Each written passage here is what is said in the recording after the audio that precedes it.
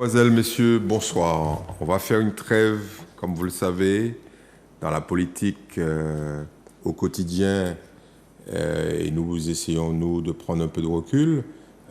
Cette émission sera diffusée probablement après les résultats, mais là, elle est enregistrée en direct et vous êtes plusieurs milliers à la suivre régulièrement le vendredi après-midi entre 17h et 19h. Et je voudrais, avec toutes les équipes de Zouk Télévision, vous remercier de votre soutien et de l'appui que vous nous, du PAL que vous nous donnez et de l'ensemble de vos suggestions. Nous avions fait une promesse, c'est de faire revenir l'un des personnages les plus atypiques de notre galerie de portraits. Et donc, aujourd'hui, nous tenons cette promesse. Nous accueillons à nouveau Monsieur Daniel Dabon. Merci, Monsieur Dabon, d'avoir accepté notre invitation. Bonsoir. Très bien. Alors, l'épisode numéro 1 avait été assez fantastique. On avait reçu des tonnes et des tonnes de félicitations. Ça vous fait quoi d'être une star de la télévision? Je ne suis pas une star, je suis un homme simple. Je voudrais tout simplement dire les choses en fonction des questions que vous me poserez. Bon, très bien. Alors, Monsieur Daniel Dabon aime être présenté comme un simple citoyen, comme vous. Et il a le privilège, finalement, de ne pas être un simple citoyen, parce que je préfère ne pas citer toutes ses casquettes. Il doit en avoir à peu près une centaine. Il me disait, il n'y a pas très longtemps, il me répétait, parce qu'il me dit ça depuis des années, qu'il avait 3 bacs. Il paraît que vous avez 3 bacs. En quelle matière? C'est lorsque j'ai vécu en Guyane pendant 49 mois en faisant du transport. Il n'y avait pas encore les ponts sur les fleuves de la Guadeloupe, de la Guyane autant pour moi, et que j'ai traversé les fleuves sur des bacs avec mes camions. Du coup, comme il fallait traverser 3 fleuves avec les bacs, donc je considère que j'ai eu cet honneur de traverser les fleuves en bac avec mes engins. Donc du coup, je considère que j'ai eu 3 bacs de par mon travail où j'ai vécu pendant 49 mois et demi en Guyane française. Alors les bacs en question, c'est des bacs... Les bacs de l'État, les véhicules arrivent. Les noms des bacs, c'est quoi? Avec le bac du Larivo, le bac de Kourou et le bac de Mana. Voilà. Tout ça pour vous moquer, pour vous moquer des gens qui se moquent de vous en vous disant Daniel ou pas ni bac, ou pas ni instruction, ou pas fait l'étude. Et c'est le cas. Vous savez que c'est le cas pour beaucoup de Martiniquais. Il y a beaucoup de Martiniquais qui sont de gros travailleurs, qui n'ont pas de diplôme et qui font avancer la Martinique, même s'ils ont beaucoup de problèmes avec les collectivités qui ne payent pas vite. Mais enfin, je crois que, avec tout ce que j'ai entendu pendant la campagne électorale, je suppose que j'ai entendu que tous les hommes qui veulent être élus ont dit que les paiements duraient un nombre de mois, un nombre de jours, et maintenant ça va durer maximum, on doit revenir à 30-35 jours de paiement. Donc je crois que c'est une bonne chose pour surtout les petites entreprises qui ont quelquefois de gros problèmes avec leurs organismes financiers, qui ne peuvent pas remplir toutes les conditions techniques. Ils ont les cotisations patronales en retard. Pourquoi? Parce qu'il y a des retards de paiement, comme certaines entreprises qui sont liquidées. Heureusement qu'il y a eu le Covid dans une certaine mesure qui a permis à certaines entreprises de toucher des primes pour essayer de maintenir les emplois. Daniel Dabon, vous savez que dans cette émission, on va essayer de faire du politiquement incorrect et on va venir sur cette histoire de campagne politique puisque vous avez été très attentif à tous les discours. Alors, ne me faites pas croire que vous croyez aux promesses qui ont été dispensées à longueur de meeting dans cette campagne, quand même. Non, mais j'ai écouté tous les grands du département, parce qu'il y avait 14 listes. Ouais. Maintenant, il reste 4. J'ai assisté à 2 belles émissions à télé, une sur Martinique Première et une sur ATV, qui je crois que si on met en place toutes ces vérités, je crois que ça serait très bien que tous ces hommes qui ont beaucoup d'idées arrivaient à monter une bonne famille.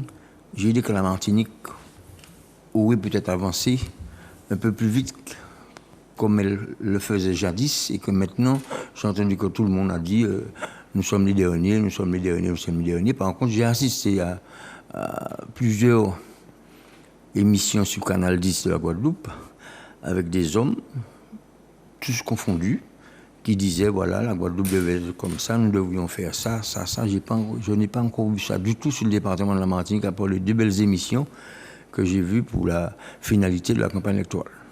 Non, mais là encore, c'est de l'angélisme. Là. Vous êtes d'une grande naïveté, feinte en tout cas, parce que je vous connais, vous n'êtes pas du tout comme ça.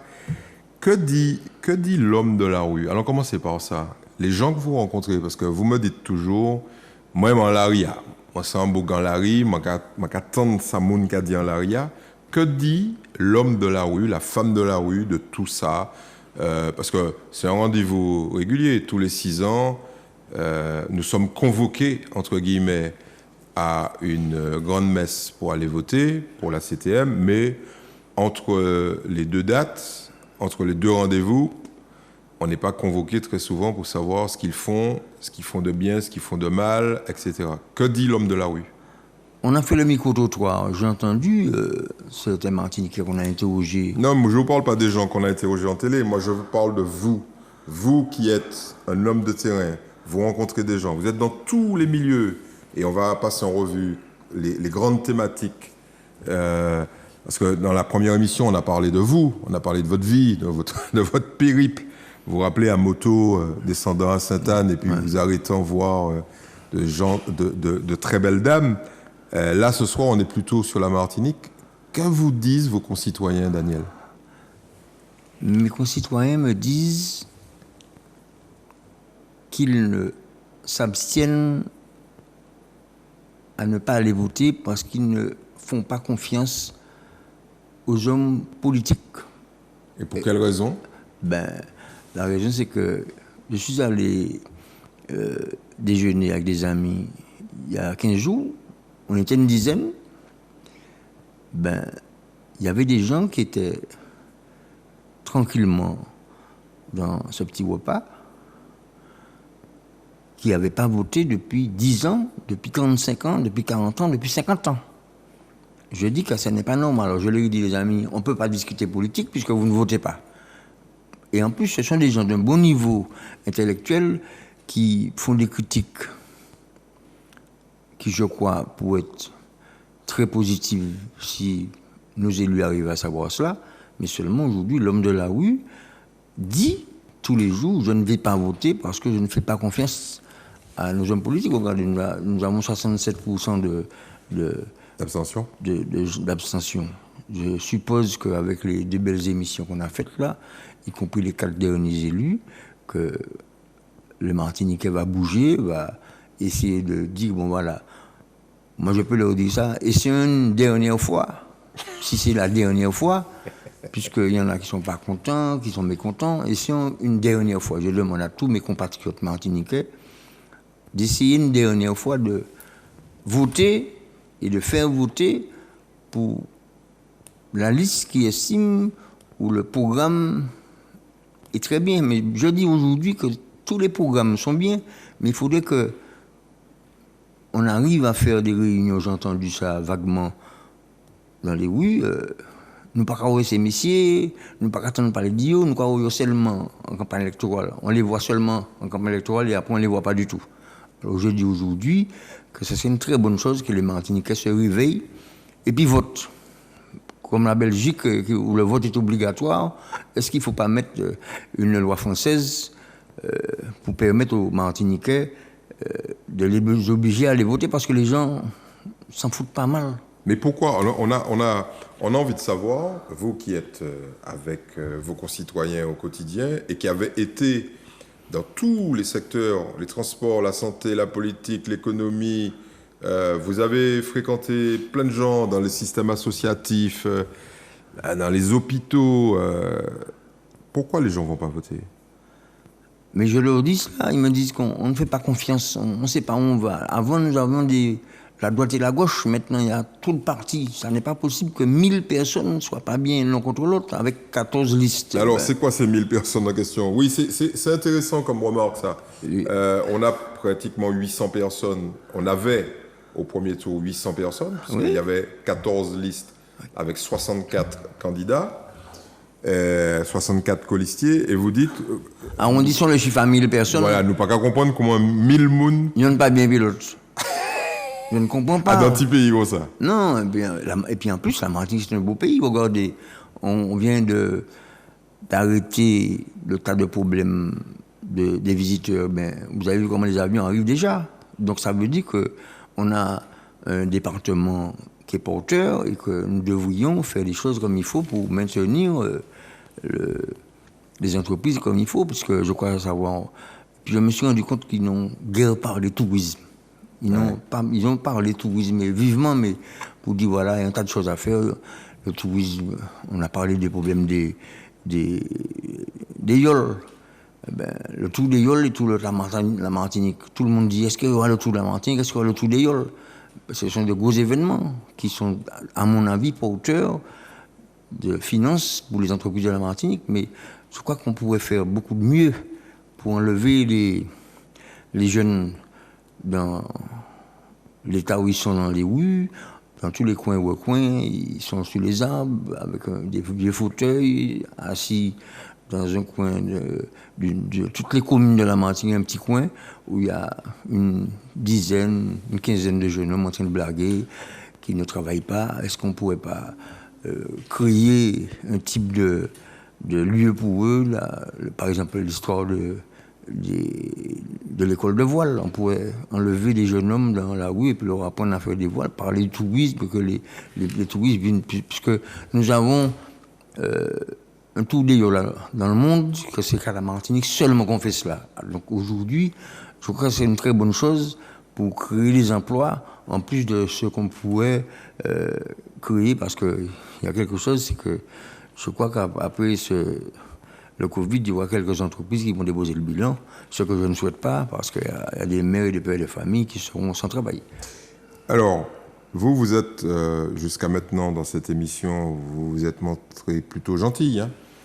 Ça, c'est le Daniel Dabon consensuel, prenant du recul. Là, on va peut-être passer on va monter en puissance. Parlons d'un domaine qui vous a intéressé pendant des décennies dans votre vie, ce sont les transports. Oui. Alors, vous avez réagi en off à quelque chose que vous avez entendu, où on dit qu'il y a dans certaines communes des maires qui font quelque chose qui est apprécié de la population, qui est le transport à la demande. Ça fait partie de la campagne. Et vous, ça vous a hérissé, cette histoire de transport à la demande. Pourquoi? Non, ça ne m'a pas hérissé, mais ça n'est pas possible qu'on puisse mettre des grandes lignes, par exemple un TCSP, c'est très bien. Mais nous avons un problème.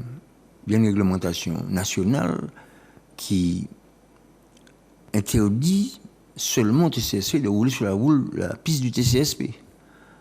Maintenant, nous avons une catégorie de gens, des types de métiers, qui veulent gagner leur vie parce qu'ils estiment qu'il y a trop d'embouteillages.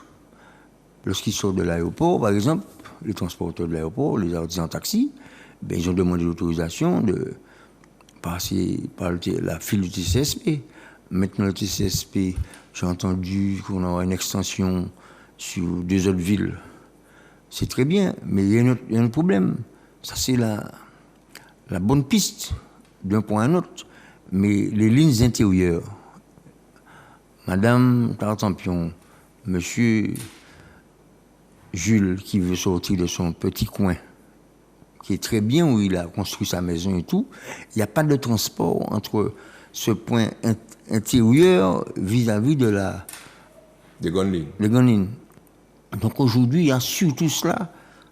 J'ai entendu que le maire du Saint-Esprit a mis un type de transport à la demande pour pouvoir aller faire certaines personnes, surtout les personnes âgées, puisqu'on a dit que la Martinique soit le pays où les personnes les plus âgées. Vous trouvez ça bien ou vous trouvez ça... Non, je trouve ça bien, mais ça devrait être dans le cadre de l'organisation des transports pour pouvoir permettre aux gens qui habitent les quartiers, les hameaux, si on peut dire, les campagnes, comme ça s'appelle à la Martinique, de trouver un type de transport pour sortir à leur domicile et rentrer sur le point des grandes lignes, surtout pour ne pas payer. Parce que aujourd'hui, je crois que si on organise les transports, il faudrait peut-être organiser cela. J'ai vu qu'il y a un futur élu qui a dit que il faudrait mettre les transports non payants pour des gens qui gagnent. Vous croyez que c'est sérieux qu'il y a des gens qui ont payé la Cabicor, la Cacava, la Mutim et compagnie, qui gagnent 250 € par mois ou bien 70 € par mois? Et ces gens-là n'ont pas d'argent, il n'y a plus de culture, il y a la chlordécone où on ne peut même pas planter, les gens ne peuvent plus planter avant, les gens de la campagne plantaient 2 dachines à côté de chez eux, de ignames, de concombres. Et maintenant tout le monde va au libre service. Je n'empêche pas aux gens qui ont les grandes surfaces de créer des emplois et que ces matériaux arrivent pour pouvoir être vendus, mais les gens n'ont les moyens financiers des gens ne leur permettent pas d'exister en plus avec un transport qui n'est pas fait correctement. En plus, donc vous êtes favorable au transport gratuit pour les personnes en précarité?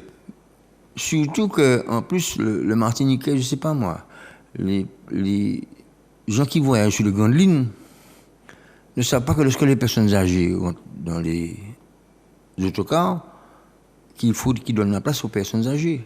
On dirait que y a des gens qui étaient inspecteurs des impôts, inspecteurs des douanes, qui faisaient 14 km pour aller à l'école et revenir, à pied, alors qu'il y a de très beaux autocars. Mais il y a un petit problème. C'est que peut-être les hommes n'ont pas... Il n'y a plus de morale à l'école. Peut-être que les hommes se réveillent trop tôt pour aller à l'école, et ils dorment dans les autocars, et ils reviennent, par exemple, le soir, trop tard chez eux, donc ils n'ont peut-être pas le temps de faire leur devoir comme il faut, et puis savoir comment les hommes de demain seront. Aujourd'hui, je vous dis très honnêtement, on a fait, et on prépare, sans demander aux transporteurs comment ça se passe. Mais quels sont les principaux problèmes que les hommes politiques n'évoquent pas, qui passent sous le radar et que ce soir vous voulez mettre en exergue, que vous voulez nous raconter? Parce que c'est ça en fait. On parle des transports publics, vous avez entendu, c'était au cœur de la campagne. Oui. Mais vous qui êtes un spécialiste du transport, parce que j'ai cru comprendre que vous étiez capable de bloquer la Martinique en un coup de cuillère à peau, c'est bien ça? Non, il ne faut plus faire ces choses-là. Regardez, il ne faut plus faire ça. On ne construit pas dans le désordre. Oui, non, mais bon, Daniel Dabon, il y a encore quelques mois, il y a des gens qui avaient décidé, si les choses n'avançaient pas, qui bloquaient la Martinique avec des camions. Oui, mais parce qu'il y a des départements, je dis des départements, des secteurs où il y a des parents des transporteurs, où on les met en chômage parce que ça ne fonctionne pas bien. Pourquoi c'est sérieux que nous avons un article 6 de la cessation d'activité, 5 et 1.6. C'est pas moi qui fais la réglementation. Nous avons un article 6 on dit lorsque l'État reprend ses billes, il faut donner une prime de départ aux gens. Ouais. Ces gens-là ont commercé, ils ont peint leur voiture sur le manguier, ils ont fait du dépannage avec le petit copain, venir réparer l'auto en bas, bien montant en roulement. Eh bien, aujourd'hui, l'article 6 n'a pas été respecté. Ça veut dire qu'on a mis fin au transport privé, on va dire, si long, parce que c'est bien ça. Hein? Oui. Le problème qui se passe aujourd'hui, quoi que c'est sérieux, le terme taxi collectif, ça n'existe pas dans le monde. Le thème taxi existe. On a les élus de la Martinique, en organisant le transport, lorsque le Conseil général existe, ils ont ajouté taxi collectif. Il y avait des grands autocars qui faisaient les communes. Ben, je me suis rendu compte que ces jours-ci, on commence à arranger le transport un petit peu.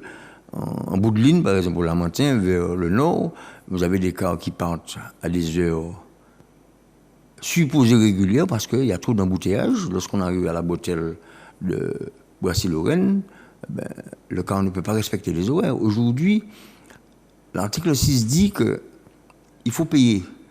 Il y a des transporteurs qui ont touché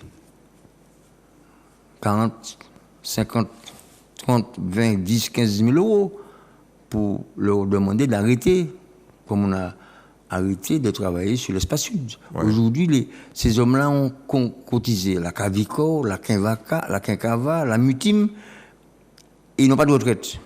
L'article 6 dit que lorsque quelqu'un part en retraite, il faut l'indemniser. Et vous pensez que... L'indemnisation qu'on donne à ces gens-là ne correspond pas du tout à ce qu'on leur donne. Lorsqu'on vous donne 90 000 euros, alors que vous avez fait du transport pendant 25 ans, et que vous n'avez pas su cotiser... Oui, mais justement, pourquoi ils n'ont pas su cotiser? Parce qu'ils n'ont pas mis de l'argent de côté? Parce que le chiffre d'affaires qu'ils faisaient, aujourd'hui, regardez, vous croyez que c'est sérieux que pour acheter un véhicule jadis, il fallait avoir 2 avaliseurs, il fallait hypothéquer notre tête dérouillée et nos couverts où on mange pour qu'un défiscaliseur puisse acheter un véhicule pour nous. Ces jours-ci, on achète des véhicules, c'est très joli, les gens voyagent dans de beaux véhicules.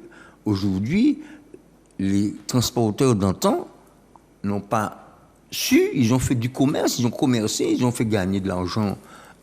Chacun a gagné son petit lot comme il fallait, mais ils n'ont pas pu payer tous les frais accessoires. Mais est-ce que ça concerne tout le monde? Parce que je me suis laissé dire qu'il y avait quand même des fonctionnaires qui avaient des licences... non, c'est fini. Non, attendez, monsieur Dabon. Oui. Monsieur Dabon.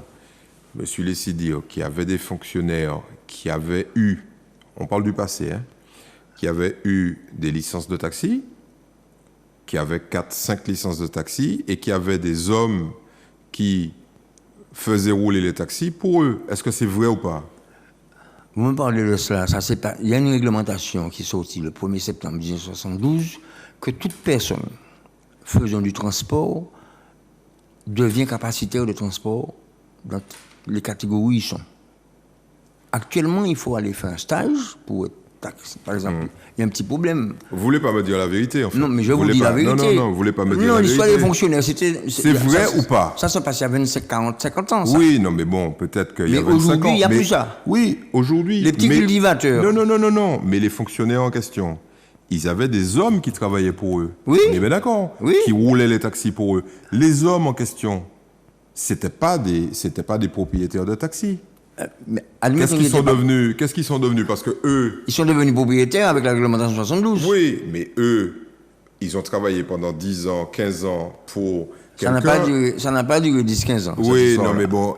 Admettons, arrondissons le chiffre. Bon, 10 ans. À 10 ans. En tout cas, ils n'ont pas été déclarés. Oui. Ils n'ont pas été déclarés, donc ils n'ont pas cotisé. Donc, ces gens-là, il leur manque 10-15 ans de retraite. Bon, alors... Est-ce que c'est vrai ou pas? Il leur manque 10-15 ans de retraite, nous sommes d'accord. Répondez à ma question. Oui, est-ce que c'est vrai ou pas? Oui, aujourd'hui, ils ont 10-15 ans de retraite. Ils n'ont pas 10-15 ans de retraite. Ouais, mais ça n'est pas possible que le gars sortant à l'école faisait du taxi du style que vous me dites. Nous sommes d'accord. Alors, si on s'arrête à cela, qu'est-ce qui se passe aujourd'hui? Le bonhomme a 10 ans. Ouais. Il a 28 ans. On enlève 10 ans. Je considère qu'il a commencé à travailler depuis 19 ans. Pour les plus débrouillards. Il a 28 ans, arrondissons à 30 ans. Entre 30 et 70 ans que le gars est au volant, il ne peut pas payer les charges. Il y a trop de frais accessoires. Mais est-ce que ça concerne tout le monde? Parce qu'on connaît tous, moi j'ai pris le Taxico pendant des années pour descendre à Fort-de-France, à partir du Robert. Oui. On connaît beaucoup d'ex-chauffeurs de taxi qui ont usé leur vie. Jusqu'à maintenant. Jusqu'à maintenant, très bien. Il y en a. Et puis il y en a qui ont profité du système. Mais non, mais le système, on laisse 10 ans tomber. Non. Aujourd'hui, Je voulais vous dire quelque chose. Est-ce que aujourd'hui, parlons d'aujourd'hui, il reste combien de taxicos qui n'ont pas encore abandonné? Il y avait 829 taxis collectifs. On à me la dit Martinique. qu'aujourd'hui, ce Attendez, serait 40 à peu près. Attendez, il y avait 829 taxis collectifs en Martinique. D'accord. Il y a même un syndicat qui avait bloqué la Martinique le jour du baccalauréat. Oui, je m'en souviens. Ok. J'en ai été victime. Aujourd'hui, vous me dites que vous voyagez du Robert en Fort-de-France par un taxi collectif. Vos parents payaient le vrai tarif illégal pour vous envoyer à l'école? Non. Vous n'avez pas payé. Pourquoi vous dites ça? Attendez, non, le parent. Attendez. Il y a beaucoup de temps. Vous savez quelque chose? Moi, je me mettais au bord de la route, j'attendais que le taxico monte. Alors, ça peut être du C'est Robert. c'est le même taxi. Non, Vous mais prenez. non, mais non. Je prenais des taxis qui venaient de Trinité, je prenais des taxis qui venaient de Sainte-Marie. Moi, ce que je veux savoir, c'est est-ce que on peut pas tout mettre sur le dos de l'État quand même. Je n'ai jamais dit cela. Ouais. Mais Parce je que, vous ai dit. parce que vous savez qu'il y a des chauffeurs de taxi qui ont fait fortune Oui, parce que et qui ont des immeubles, qui ont des vous savez maisons. pourquoi ils ont fait fortune, hein, Pourquoi le pourcentage. Ouais. Ils ont fait fortune parce que ils faisaient de l'élevage en même temps que du taxi. Lorsqu'il y a la Coupe du Monde, maintenant il y a la Coupe du Monde, c'est les grèves qui vous empêchent de voyager correctement. Lorsqu'il y a la Coupe du Monde, mais avant, lorsqu'il y avait la Coupe du Monde, il y avait un match de football, mais celui-là va au pit, il va au pit coq pour gagner un petit peu d'argent. Il y en a, ça c'était du débrouillardisme, mais depuis que la réglementation est sortie, les gens ne peuvent pas subvenir aux besoins du transport public de voyageurs qu'ils faisaient jadis. Ils ne peuvent pas faire ça. Ils ne peuvent pas payer les frais accessoires, la mutime, la carvico, la quinquava, la sécurité sociale. Écoute, lorsque vous avez un véhicule de transport public de voyageurs, dans quelle que soit la catégorie, taxi de place, transport, aujourd'hui, je vous dis très honnêtement, le gars n'arrive pas du tout à payer les charges. Mais aujourd'hui, c'est fini les taxicos. On m'a dit qu'il en reste une quarantaine, entre 40 et 80. Combien il en reste? Mettons qu'il reste 50. Il y en a Ouais. à qui on n'a pas encore versé Ouais. les sommes correspondant à la cessation d'activité à l'article 6. Il y en a qui ont touché 50 000 euros, il y en a qui ont touché 25 000, il y en a qui ont touché 30 000. Et je vais vous dire, les premiers qui ont commencé à partir en cessation d'activité, on a pris de l'argent pour mettre leurs impôts à jour. Ce n'est qu'après qu'on a fait une intervention qu'on leur a remis l'argent. Est-ce que vous croyez que vous avez travaillé pendant toute votre vie, entre 30 et 65 ans, 70 ans? Regardez, il y avait un problème. Vous avez vu qu'on a fait un carnaval sur une phrase que mon ami Bordelais avait fait à la région Martinique parce que l'article 6 pour pouvoir permettre à certains transporteurs. Aujourd'hui, jadis, il fallait une licence par voiture. Ouais. Maintenant, la réglementation a changé. Dès que vous êtes répertorié au registre des transports publics de voyageurs, de commissionnaires en douane, de transport public de voyageurs ou de marchandises, il faut un capacitaire. Aujourd'hui, il faut faire un stage, il faut passer comme avant, il y avait des... Donc aujourd'hui, un fonctionnaire ne peut pas être propriétaire. Non, c'est fini maintenant, c'est pas possible. C'est terminé. S'il est propriétaire, il est financier derrière, Oui. et puis, mais il faut que l'individu qui est au volant, opérateur au volant, soit un super... Par exemple, vous avez maintenant un artisan taxi qui a 2-3 licences d'exploitation de transport public de voyageurs. Il faut qu'il ait un employé au volant qui soit capacitaire. Vous ne pouvez pas faire des piqûres alors que vous n'avez pas fait une école d'infirmier. Donc en clair, tout ça est rentré dans l'ordre. Ça commence à rentrer dans l'ordre maintenant, mais combien... Ouais, mais il reste plus que 50. Attendez, taxis. combien d'argent on va leur donner ces 50 ans? Puisqu'il y en a qu'on a Il y en pas a qui réclament 85 000 euros. seulement. Pourquoi vous dites seulement? Parce qu'il y a une règle de 3 à faire par rapport au nombre d'habitants sur le département de la Martinique. On devrait leur donner combien selon vous? Moi, aujourd'hui, je considère que si on fait l'article 6 et qu'on applique la réglementation, qu'il y a des transporteurs qui ont touché, par exemple, il y en a qui vous disent, oh, il y a moins 40 000 euros. Ben, il est content, le bonhomme. Il en a 40 000 euros, mais il ne s'est pas encore rendu compte que s'il a un mal de tête, il ne sait pas combien ça coûte une journée d'hôpital au CHU. Donc aujourd'hui, maintenant, je ne dis pas qu'il faut donner, maintenant je dis, on a décidé de donner 90 000 euros par véhicule, 95 000 euros par transporteur, mais est-ce que ce transporteur-là devient un homme libre, ou si jamais il est malade, il sait combien ça coûte. Est-ce que vous savez combien ça coûte une journée de réanimation? Aujourd'hui, personne ne sait. Il y a des gens qui disent, il n'y a pas qu'à réparer là où il y a bon, il y a tout ça là, on est pour me payer. Il y en a qui payent, il y en a qui ne payent pas du tout. Regardez. Enfin, la majorité des gens en Martinique ne payent pas d'impôts. Hein. Je vais vous faire une petite confidence de sage. Ouais. Lorsque nous achetons un véhicule, il fallait que je vous dise tout à l'heure qu'on hypothèque nos têtes de voyer, nos couverts où on mange, plus des avaliseurs. Les bailleurs sociaux, ils font de belles choses. Ouais. Mais ils demandent à la collectivité de leur servir de caution pour garantir la construction des ans. Si je comprends bien, avec les beaux bâtiments qu'ils font, même s'il y a des gens qui sont sur le compte de la CAF, qui ne payent, il y en a qui ne peuvent même pas payer. Ils ont 3 ou 4 enfants qui ne peuvent même pas payer 25 € par mois de participation familiale. Le reste est payé par la CAF. Aujourd'hui, est-ce que vous estimez que c'est normal qu'un parent, que la collectivité sert de caution à ces bailleurs sociaux? Regardez ces jours-ci, ce qu'on fait. On fait de gros travaux de BTP. Je suis très heureux. Parce que c'est la campagne. Non, pour renforcer les bâtiments qui ont plus de 50 ans. Ouais, ben, il risque de tomber vous avez vu qu'à Miami, à la moindre secousse, il risque de tomber. Vous avez vu qu'à Miami au soir, c'est tombé. Qu'est-ce qui est tombé? Enfin, on ne sait pas pourquoi c'est tombé. On ne sait pas pourquoi c'est tombé, mais c'est tombé. Alors, aujourd'hui, il faut qu'on trouve, dans la sagesse, dans la correction, qu'on fasse des réunions, qu'on explique aux gens. Aujourd'hui, on me dit qu'il y a un nombre de gens qui ne savent pas lire et écrire maintenant. Pourquoi ces gens ne savent pas lire et écrire? Ils ont de très beaux autocars pour les amener à l'école. Ils sont maintenant habillés avec des tenues. Vous savez pourquoi? On les met en tenue. Parce qu'il y a des jeunes femmes et des jeunes garçons qui partent de chez leur mère avec un grand cabas. Ils ont un vêtement qui ne se froisse pas dans leur sac. Dès qu'ils sortent de l'école, ils se changent à côté de l'école.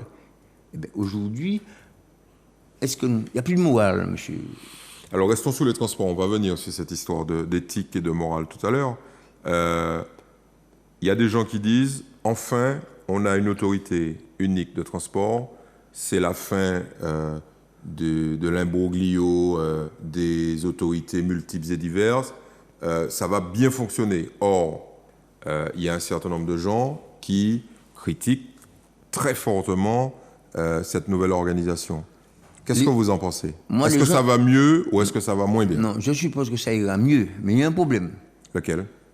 Lorsque vous partez de Rivière-Salée à 6 h du matin, vous voyez, et que vous sortez de Fort-de-France à 6 h aussi, vous faites une demi-heure pour faire Fort-de-France-Rivière-Salée. Il n'y a pas d'embouteillage. J'empêche pas aux vendeurs de voitures de vendre des voitures, il y a une voiture, un chauffeur au volant. Même si on fait l'extension du CSP dans les communes où on doit arriver, nous avons, je ne vais pas loin, aux Trois-Îlets, on a fait un transport maritime qui est très bien. Mais les gens du secteur n'ont pas de place pour garer leur voiture pour aller dans Fort-de-France par la pétrolette, par la navette maritime. Maintenant, il faut de la place pour garer les véhicules.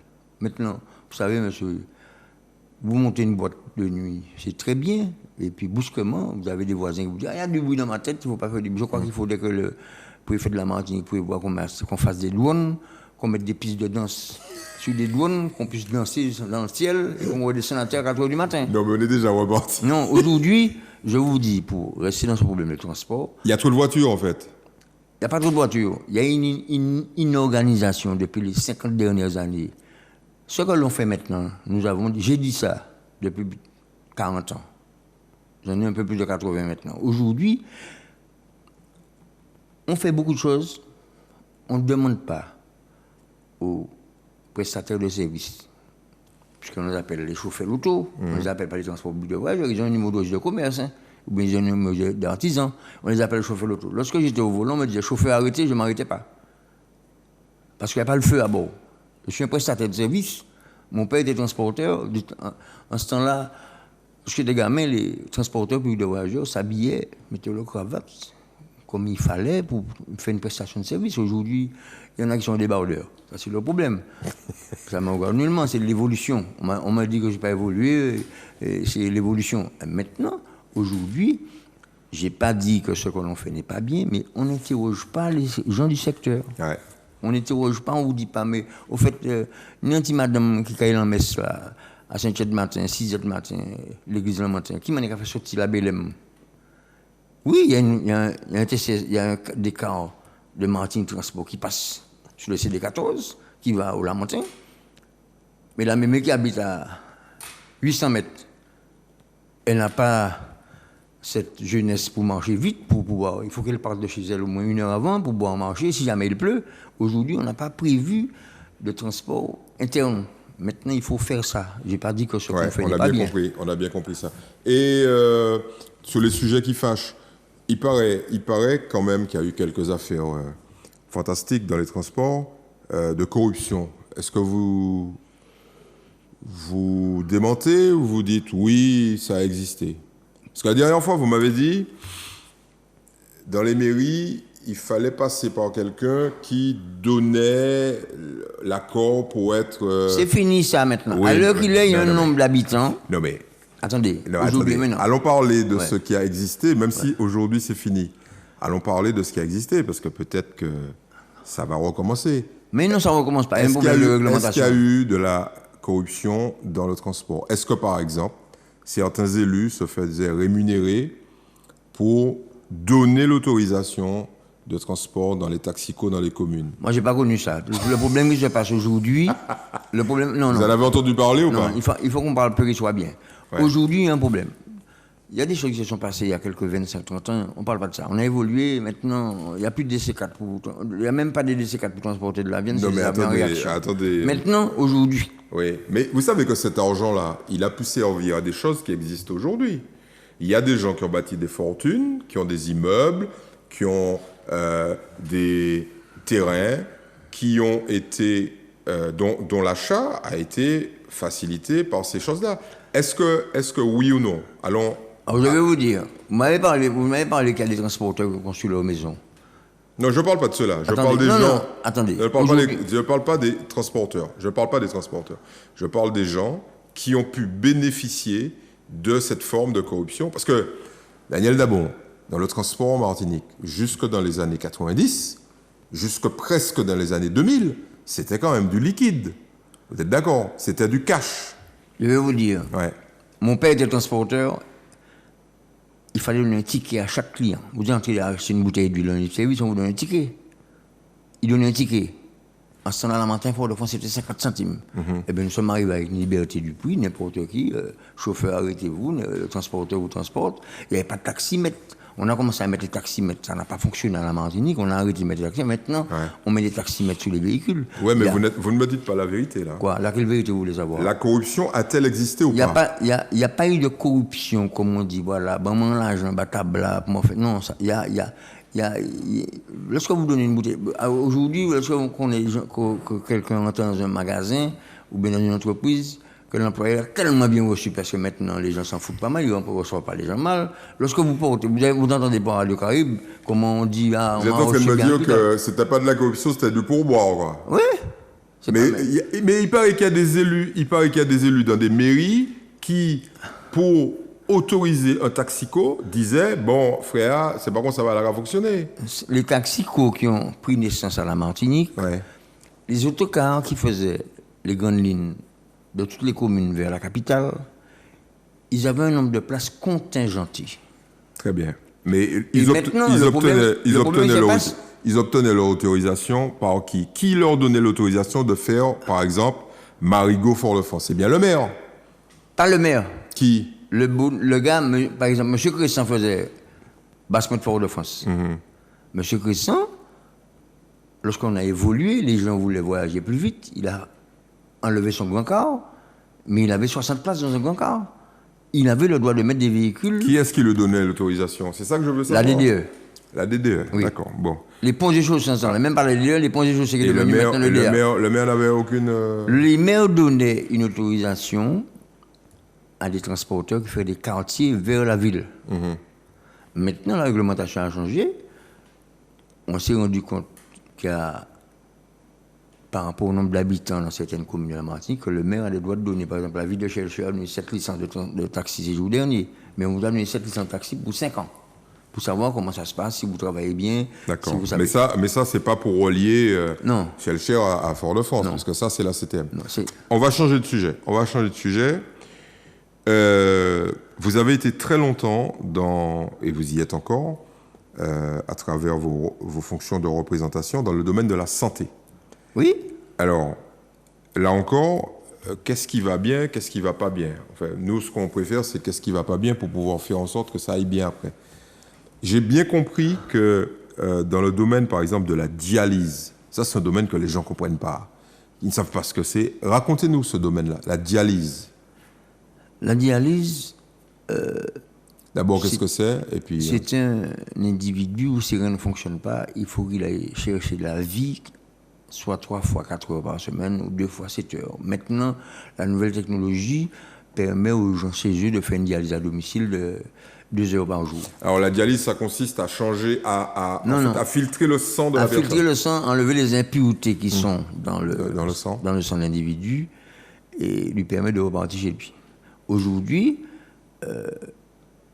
en 1975, il n'y avait pas de service d'hémodialyse à la Martinique pour dialyser les gens. Les gens mouraient? Non, les gens partaient en Guadeloupe. En Guadeloupe? Oui. Ouais, mais ceux qui n'avaient pas les moyens. Attendez, non, ils étaient au compte de la sécurité sociale. Ils prenaient le dernier avion, ils arrivaient par le dernier avion de Miami. À partir du 1er décembre 1978, j'ai des dialysés qui sont venus voir mon père qui avait déjà pris la retraite. En carnaval, ils sont venus voir mon père et me disent voilà, nous avons un problème de transport des dialysés, ça ne se passe pas bien. Il n'y avait pas de VSL. Le VSL, c'est des voitures blanches que vous voyez qui ont les croix bleues. Ça veut dire quoi, VSL? Véhicule sanitaire léger. D'accord. Ça n'existe pas.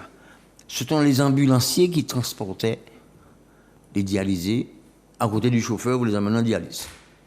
Mais au fil des jours, la réglementation a changé.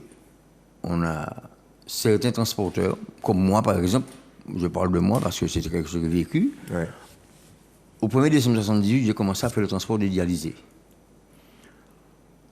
J'ai fait les transports de dialysés, j'ai embauché les fils, les filleuls et les neveux des dialysés pour transporter leurs parents. Ça se passe en famille. Maintenant, je n'ai jamais eu de conventionnement comme les transporteurs actuellement, les artistes en taxi, les transporteurs de voyageurs, les gars qui sont répertoriés de transport de voyageurs, qui font du transport des gens qui vont en consultation, qui vont en kinésithérapeute, qui vont par tout ça c'est pris par la sécurité sociale. Maintenant, aujourd'hui, je faisais 1 500 000 km par an. J'ai fait gagner à la sécurité sociale entre le 1er décembre 1978 et 31 décembre 2012, je ne fais plus de ça, puisque j'ai pris la retraite maintenant, puisque dû à des problèmes de non-paiement avec les collectivités, j'ai arrêté. Ben, aujourd'hui, j'ai fait gagner à la sécurité sociale parce qu'il y avait des tarifs, qu'on payait des tarifs d'ambulance, puisqu'il n'y a pas encore de VSL.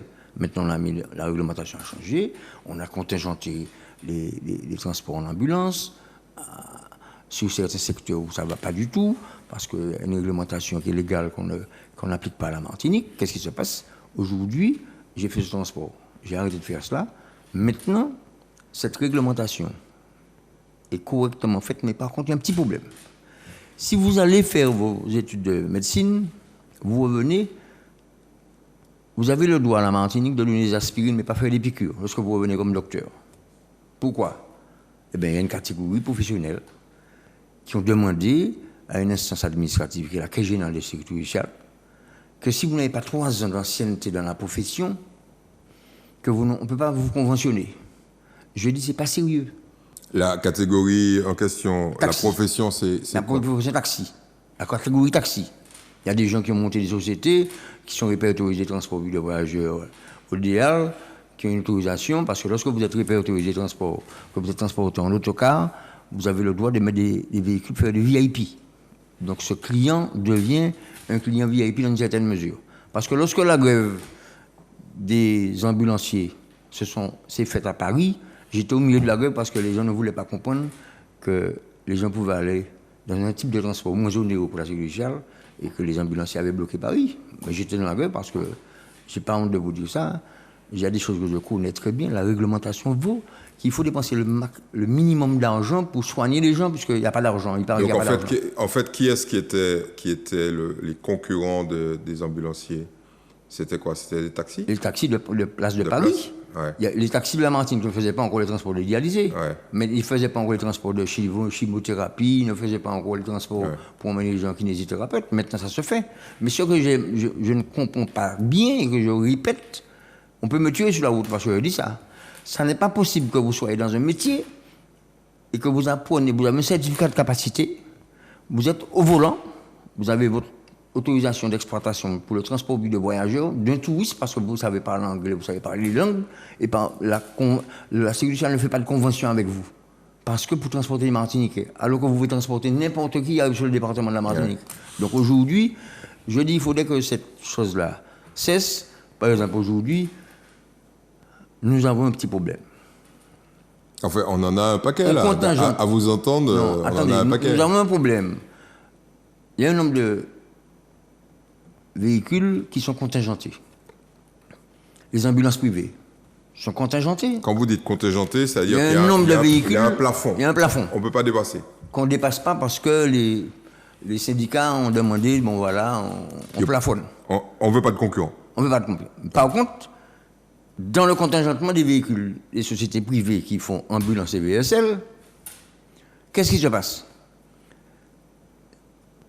L'ARS a fait rentrer dans le contingentement des véhicules des transporteurs privés dans le cadre de la réglementation les ambulances des hôpitaux. Ça n'est pas possible. On ne peut pas. Soit vous êtes travaillant en milieu hospitalier, vous prenez un patient au CHU, vous l'emmenez à Trinité, vous l'emmenez dans notre service, vous l'emmenez chez un médecin, dans une ambulance de l'hôpital, parce que le milieu hospitalier, tout ça doit être facturé à la Caisse générale de sécurité sociale, je suppose. Mais par la même occasion, ce transporteur en ambulance est contingenté pour un nombre d'ambulances à la Martinique. Par exemple, aujourd'hui, on ne peut pas, on ne réattribue pas de licence d'ambulance, de prestation de transport sanitaire. Qu'est-ce qui se passe? Vous savez, vous avez besoin d'une ambulance maintenant. Regardez combien, ils peuvent me dire n'importe quoi. Hein. Regardez combien de jours, combien de temps que vous demandez pour avoir une ambulance. Par exemple, aujourd'hui... Il n'y a pas assez d'ambulances. C'est pas organisé. Il n'y a pas d'organisation sanitaire sur le département de la Martinique pour dire, voilà. La seule chose qui a reçu place dessus, c'est les pompiers. Les pompiers. Et ils devaient avoir un SMUR, ils devaient avoir un service sanitaire correctement à la Martinique. C'est pas encore fait. Ça va se faire un jour. Bon, on a bien compris que là, il y a un problème. Mais dans le domaine de la santé, vous faites partie d'une association qui est vigilante sur les problématiques de santé.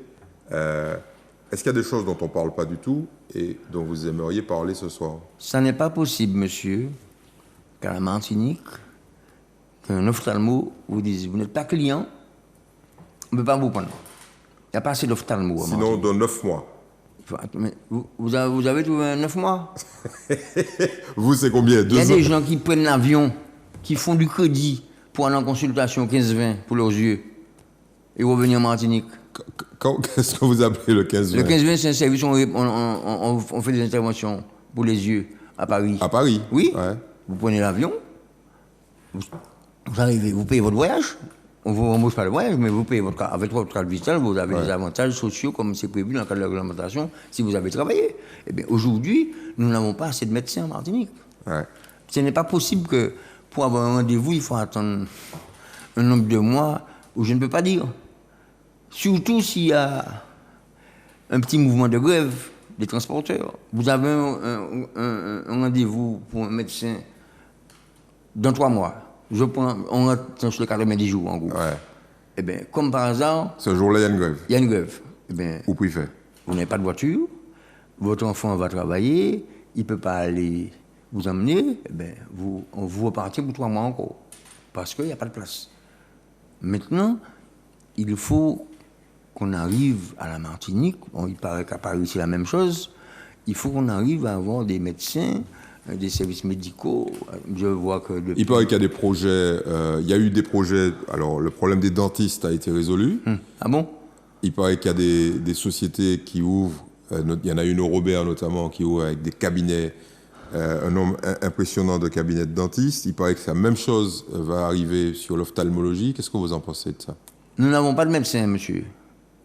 Non, pas assez, je vous dis, il n'y a pas assez de néphrologues en Martinique par rapport au nombre de dialysés qui existent. Ouais. Je peux vous dire ça, pas assez de médecins. Et la faute à qui? Hein? Ben, il n'y a pas les gens, ben, je ne sais pas, les gens n'apprennent pas la médecine, ils apprennent autre chose. Alors, allons continuer notre petite promenade de la Martinique. L'immigration clandestine.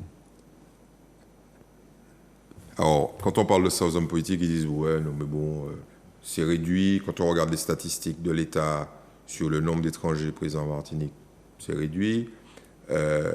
Nous, on pense que l'immigration clandestine est importante et que c'est plutôt une bonne chose pour l'avenir de la population, puisqu'il y a des gens qui disent que la population baisse. Vous, est-ce que vous voyez ça? Parce qu'il y a des gens qui disent « Mais non, ça n'existe pas. » Monsieur Marajo, je suis resté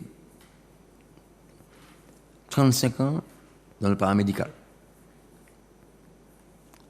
J'étais dans un service au centre hospitalier de Port-de-France. J'ai pris une disponibilité pour aller travailler dans une boîte privée pour être commerçant, comme je l'ai été. Et que on m'a obligé d'arrêter parce qu'on ne me payait pas. Eh bien, aujourd'hui, dans ce service, nous avons beaucoup d'étrangers qui viennent à la Martinique, surtout les femmes. La première des choses qu'ils commencent à faire, c'est faire un enfant pour avoir le droit d'asile, je suppose.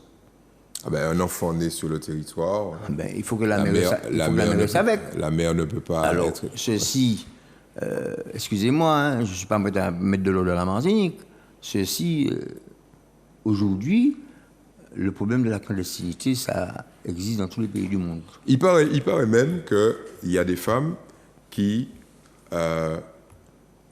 moyennant finance, obtiennent des Martiniquais la reconnaissance de l'enfant. Vous avez entendu parler de ça? Ah, j'ai entendu vaguement parler de ça dans le département, parce que je crois même qu'à... Daniel, d'abord. Non, attendez. Chaque fois que je vous pose une question difficile, vous me dites... Non, elle n'est pas difficile.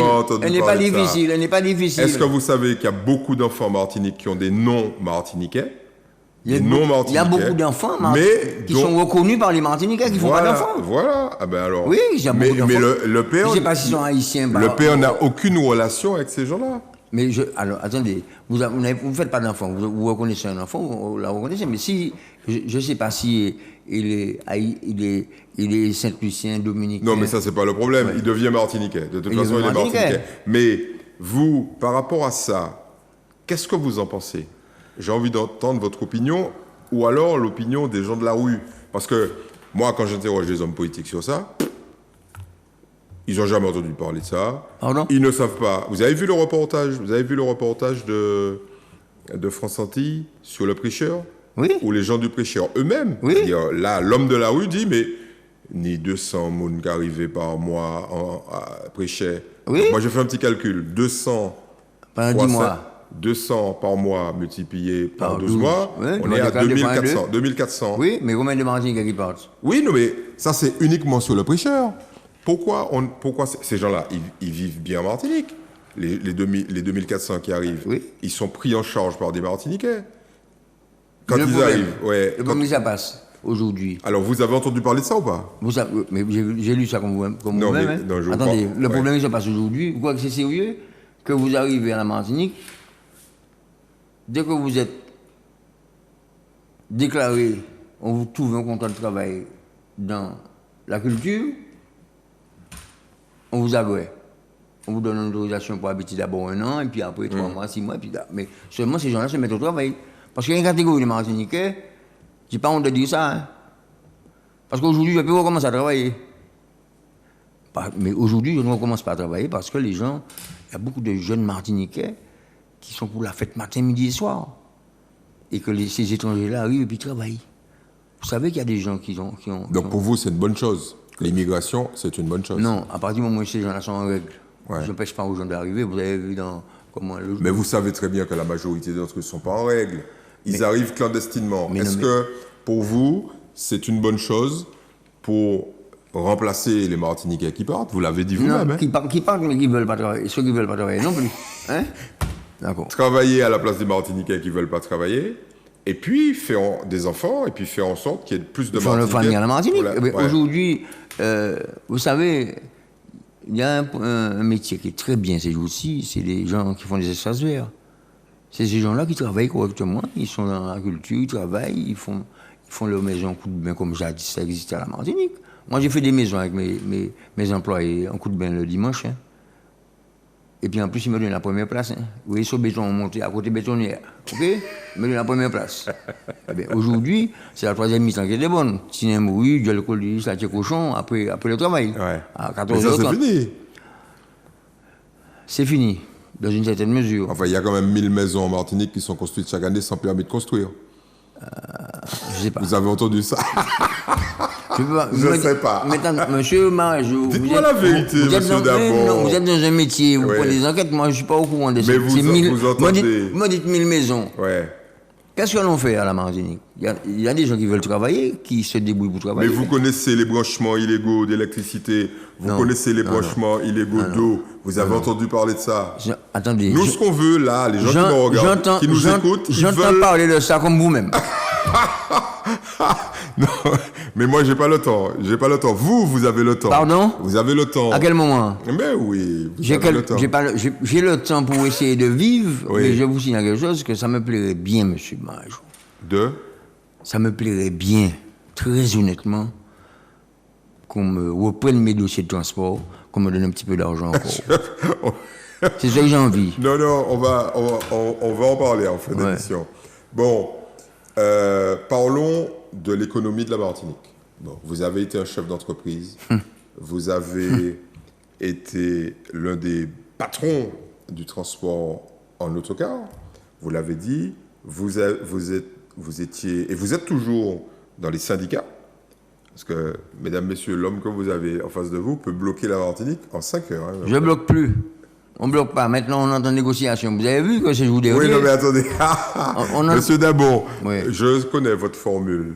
On ne bloque pas, on négocie. Mais si la négociation échoue... Attendez. Si la négociation échoue, Ouais. ça veut dire qu'on ne peut pas trouver une solution de sage. Moi, je ne suis pas en temps aujourd'hui de rentrer en réunion à 6 h du matin jusqu'au lendemain matin, 6 h. Mais Et si ça ne marche pas? Hein? Ça ne marche pas? Ouais. Si les prétentions ou les demandes de ceux qui sont venus négocier et ceux qui doivent céder, on va dire ça comme ça, ça ne colle pas, qu'est-ce qu'on fait? Je ne suis pas grand lecteur, M. Marajou. on passe au Au Japon, les Japonais mettent un petit bracelet rouge dans le bras. Ouais. J'ai vu ces jours derniers les avocats étaient en grève, le petit cache-col blanc était rouge, ça veut dire qu'ils étaient en grève. Eh bien, aujourd'hui, on peut nommer 10 personnes, 7, 8 personnes pour essayer de trouver une solution. On a fait cela, M. Marajou. Nous avons une organisation de transport que nous avons faite du temps de la première région Martinique où M. Césaire était élu et puis c'était M. Darcier qui était président de la région Martinique. Nous sommes restés une semaine en grève.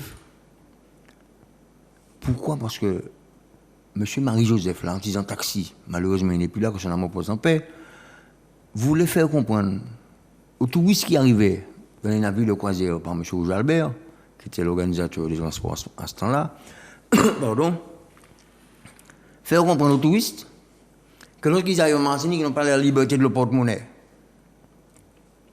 Vous allez vous voyager, vous êtes dans un bateau, vous finissez par aller à amitié, vous êtes monsieur et madame, et brusquement vous retrouvez 5, 6, 10, 15, 20 ensemble. Eh bien, il était prévu dans le cadre de la réglementation locale Martinique qu'il ne fallait pas que les touristes soient transportés autrement que dans les taxis. Pardon. Qu'est-ce qui se passe aujourd'hui? Nous sommes restés une semaine en grève. Pour obtenir quoi? Pour obtenir qu'il y avait une participation de 40% des autocars et le reste des taxis. Au Donc, fil des jours, ouais. on s'est rendu compte que pardon, M. Roger Albert nous a mis en examen. Il y avait une commission d'agrément touristique par l'Office du tourisme qui agrée les taxis. Qui veut dire que vous passez votre voiture en visite technique, mais il faut qu'on vérifie si la voiture était propre pour donner un bon produit Bon, vous savez que les Américains ne plaisantaient pas avec ça. Attendez, Ouais. nous sommes d'accord. Les Américains ne rigolent pas. On a recouvert tous les caniveaux de Fort-de-France, je vais vous dire ça tout à l'heure. Aujourd'hui, qu'est-ce qui s'est passé? Aujourd'hui, vous rigolez, non, je vous parle de choses sérieuses. Ouais. Aujourd'hui, Non, mais c'était sur les caniveaux de Fort-de-France que je alors, rigolais. maintenant, on ne voulait pas du tout que les touristes... Alors, maintenant, on demande aux gens de parler les langues. Il y a des gens qui sont doués pour les langues, ils ne savent pas écrire le français. J'étais dans une commission où on passait des gens à l'examen pour savoir s'ils pouvaient être artistes en taxi. Eh bien, j'ai dit au préfet, monsieur le préfet,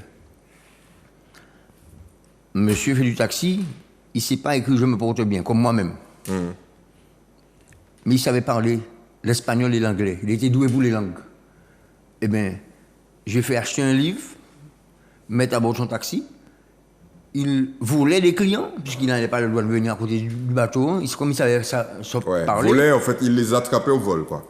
Voilà. Il les volait, on disait qu'il les volait. Monsieur qui a volé ses clients. Ah ben, je dis comme il disait. Ouais. Eh bien, j'ai dit, tu achètes un livre et tu fais le client manquer ta prestation de service que tu as faite entre telle heure et telle heure. Eh bien, on a apporté ces livres d'or pour le préfet et il s'est rendu compte qu'il y avait des gens qui faisaient comme moi 50 fautes dans une orthographe et qui savaient parler très bien l'anglais, qui expliquaient bien, voilà, je vous embarque ici, je pars avec vous de Fort-de-France, je fais le littoral, je reviens par la trace, nous allons visiter le musée de Saint-Pierre et tout, alors qu'il n'était pas encore refait comme M. Bernard l'a refait la jour dernier. Mais enfin, aujourd'hui, c'est comme ça qu'on est arrivé à agréer les artistes en taxi. Qui savaient parler anglais. Eh bien, M. Marie-Joseph, autant pour moi, M. Marie-Joseph ne voulait pas que les touristes s'embarquent dans les autocars. Ben, alors qu'il est assez réglé, ben, maintenant, ça se passe bien. Les choses bougent. On change. Pourquoi? Parce que comme la réglementation 72, où il y a les transporteurs qui étaient déjà répertoriés transport, sont devenus capacitaires d'office, et à partir du 1er septembre 1972, il faut passer des examens. Vous ne pouvez pas être infirmier sans pas faire une école, ça va faire une école. Alors revenons sur les caniveaux de Fort-de-France. Vous vouliez me raconter une histoire sur le fait d'avoir bouché, qu'on ait bouché les... Si, mais les Américains, les caniveaux de Fort-de-France n'étaient pas bouchés. Chaque Américain avait 2 avocats dans leur poche. Chaque fois qu'ils se cassaient une jambe, les gens se cassaient les jambes, ils faisaient des procédures à nos départements. Eh bien, aujourd'hui, il y a un problème. Nous avons 2 villes que j'ai entendues, et ça se fait. La ville du Lamentin et la ville de Fort-de-France, qui a été élue pour nettoyer les centres-bourgs. Eh bien, les travaux... Qui ont reçu des félicitations, des labels, etc. Mais le problème qui se passe, les travaux sont faits au Lamentin comme ça doit se faire, mais ce n'est pas fait à Fort-de-France, parce qu'aujourd'hui, que les travaux sont faits. Mais nous avons une différence de 7 ou 8 cm entre le bord de la route, l'asphalte qui est fait, puisque ça n'a pas été scrapé, et refaire le tapis. Maintenant, il faut remonter tous les caniveaux pour ne pas avoir de différence, parce que lorsque l'individu regarde la montagne et le clocher de l'église... Il rate dans l'auto, toi. Non, il va mettre son pied mal sur le bord de la route, il va se casser la cheville, bon, nous aurons des procédures contre nous encore. C'est parti. Alors, vous disiez, vous aviez un pronostic relativement pessimiste sur la période post-Covid. Vous disiez, à mon avis, il y a quand même pas mal d'entreprises martiniquaises qui vont décéder une fois que tout ça sera terminé. Sur quoi vous vous basez pour dire ça? Les petites entreprises n'ont pas travaillé. Qu'est-ce qu'ils vont faire? Ils vont faire le bilan, le peu d'exploitation, admettons qu'on leur donne une prime. Ouais. Mais il paraît que la grande majorité des entreprises martiniquaises n'ont pas de comptabilité. Donc, une grande partie d'entre elles, grosso modo, ne paient pas d'impôts. Et pour toucher les primes, il fallait passer par son propre compte de déclaration d'impôts. Donc, là aussi, il y a beaucoup d'entreprises qui n'ont pas touché, tout simplement parce qu'elles étaient un peu hors la loi. Donc, attendez, c'est pas qu'ils sont hors la loi, ils ne peuvent pas. Oui, non, mais bon... j'ai entendu que quand on n'a pas de comptabilité, on est hors la loi. Les politiques d'aujourd'hui, ouais. J'ai entendu qu'ils disaient qu'il faut sauvegarder les entreprises parce que le cahier des charges est difficile. On a refait les 2 ponts de l'aéroport. Chez Renault, il n'y a plus d'eau. Moi, mes élèves que je transportais marin Fort-de-France, il fallait que j'attende que l'eau descende et que pour amener les enfants à Fort-de-France à 8h du soir. Lorsque l'eau descendit, si l'eau n'est pas descendue, eh bien, on dormait dans les cars. Eh bien, qu'est-ce qui se passe aujourd'hui? Il n'y a pas d'entreprise à la Martinique, il n'y a pas de gros travaux comme ça. Lorsqu'une entreprise vient en appel d'offres en Martinique, il faut qu'elle emmène le matériel pour pouvoir faire les battages de pieux. Eh bien, ils ont fait les battages de pieux. Ils ont même foutu le feu dans un véhicule qui était sur le chantier, qu'on avait laissé sur le chantier. Mais qu'est-ce qui se passe aujourd'hui? Eh bien, les battages de pieux sont faits, mais il y a un problème. Tous les petits travaux que la grosse entreprise qui a le marché, par exemple, les transports, pour revenir à un métier que je connais, un petit peu, le transporteur, le marché public est prévu 2000 mètres cubes de transport. Dans le marché public, il met une valeur 20 pour le transport, il touche, il a le marché. Mais il paye le prestataire de service de transport, 5. Il fait 15 de marge. Alors, où va-t-on? Il faut maintenant, dans l'appel d'offres que l'on fait, qu'on fasse un appel d'offres, un lot transport. Comme ça, les transporteurs pourraient acheter des véhicules et fonctionner correctement et payer leurs charges. Non, mais là, vous parlez des entreprises qui sont déjà un peu plus sophistiquées. Non, toutes les entreprises. Parlons des toutes petites entreprises. Les petites entreprises. Mais lorsqu'un transporteur a un seul camion, c'est une petite entreprise. Oui, mais il peut pas... Sur l'exemple que je viens de vous donner, on lui donne 5, il ne peut pas payer toutes ses charges parce qu'il ne gagne pas assez d'argent. D'accord, mais ça, il dépend d'une entreprise un peu plus grosse. Moi, je vous parle du petit commerçant, là, la petite dame qui a une petite boutique de vêtements et qui n'a pas fonctionné, tout simplement parce qu'elle n'était pas commerce essentiel. Ouais. Et vous dites que ces gens-là vont prendre du fer. Ah si, parce qu'ils n'ont pas fait de chiffre d'affaires. Ouais. Comment ils font payer? Déjà, ils tirent la dame par la queue pour pouvoir payer leurs charges. Comment feront-ils pour payer? D'ailleurs, j'ai entendu, pendant les interviews, les syndicats des commerçants et tout, nous avons, je ne pouvais pas payer mon personnel, mon magasin est fermé, je ne peux même pas payer le loyer, qu'est-ce que nous faisons? Lorsque cette petite entreprise est restée pendant 15 mois dans cette maladie qui a tué un tas de Martiniquais, aujourd'hui... Faut rappeler qu'on a dépassé la centaine. Il y a des gens qui disaient, ouais, mais Pagnol le mort, on a dépassé la centaine. Attendez, ces gens-là, aujourd'hui, ont perdu leurs parents parce qu'il y avait cette maladie. Il faut faire avec. Aujourd'hui, qu'est-ce que nous faisons? Les petites entreprises n'ont pas d'argent. Ils n'ont pas d'argent pour payer leur... Je ne sais pas, il y en a un qui a... Et vous voyez ça sur les mois qui viennent? Vous pensez qu'on est parti sur une catastrophe économique? Oui. Il faudrait que l'on trouve un tableau avec les nouveaux élus, parce qu'ils ont fait tellement de belles promesses à la télévision. Ça, c'est à partir de lundi. Oui, après, je ne sais pas qui est. Aujourd'hui, il faudrait qu'on fasse des réunions pour dire, voilà, monsieur, il y a 50 petites entreprises qui faisaient, comme vous venez de me dire, la comptabilité n'est pas à jour. Mais la comptabilité n'est pas à jour. Pourquoi, monsieur? Ce n'est pas ne pas vouloir mettre la comptabilité à jour. Il n'y a pas de chiffre d'affaires. Il n'y a pas assez d'argent pour payer les gens. Vous n'avez pas entendu... Pour payer un comptable, par exemple. Vous n'avez pas entendu que les politiques ont dit qu'il y a des hommes qui partent de la Martinique et qui gagnent de l'argent au Pérou, au Mexique, au Japon, partout, et on leur demande d'aller virer, de revenir, on leur offre le SMIC, alors qu'ils gagnaient 3 fois le SMIC, même s'ils avaient 1,5 fois le SMIC pour pouvoir se loger. Ouais. Mais aujourd'hui, c'est pas parce que chez maman, les gens ne restent pas chez leur mère, il faut qu'ils aillent chez eux. C'est pas possible qu'un bonhomme revienne à la Martinique qui gagnait 3 000 ou 4 000 euros à l'extérieur et puis revient, on dit le SMIC. Ouais. Non. Il y a un monsieur dans la politique qui a dit qu'il faudrait donner 1800 francs au SMIGAR. 1800 euros 1800 euros, autant pour moi, 1800 euros. Vous savez, je ne sais pas beaucoup compter en euros. Ne vous inquiétez pas, je suis là. Bon.